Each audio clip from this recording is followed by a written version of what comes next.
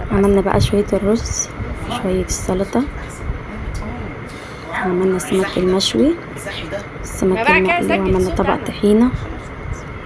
وكانت احلى اكله شويه سمك بلدي طالعين من المركب كده علينا، وشويه البطاريخ دول حته تانية، وعيش بقى كده بألف هنا. انا بحب اعمل الرز كده، والقرموط بقى قليته برضو، وكانت اكله مية مية بألف هنا. واحنا قاعدين على الكافيه من المركب، حطيته اهو في التلاجة عشان كنا جايين متاخر، كانت الساعه حوالي 2 بالليل. دلوقتي همسكه انضفه ونقلي منه شويه ونعمل شويه مشوي. انا جبته، هو كان بيقول لي كيلو ب100، خدته منه ب70، يعني خدت كيلو ونص ب100. السمكه حلوه، بس ده بيبقى طعمه احلى من الكبير كمان. بصوا مبطرخ على فكره، اما افتحه اوريكم البطاريخ بتاعته.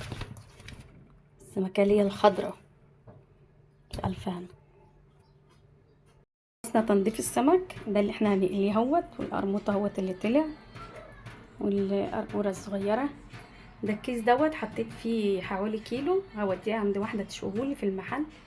والطبق بقى ده الكنز اللي كان في قلب السمك، بطاريخ بصوا،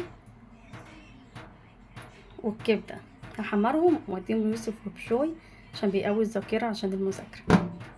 ده كنز، ده اللي في الطبق ده كنز. كوبايه رز واحده ليوسف وبشوي وكراس. انا وباباهم ما بنحبش ناكل السمك برز، بنحب معاه سلطه وطحينه وعيش. اعمل كوبايه رز واحده، نلموا معلقه قده، احفظوا النعمه تحفظكم.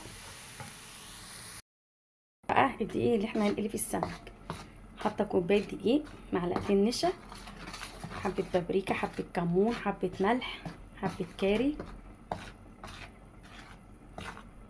لازم نحيق الدقيق عشان السمك ما يبقاش دلع. هنا الرز اهو يستوي، وهنقلي السمك. ابقى اسجل بعد كده خلاص يعني بتخليه بصوتك احسن.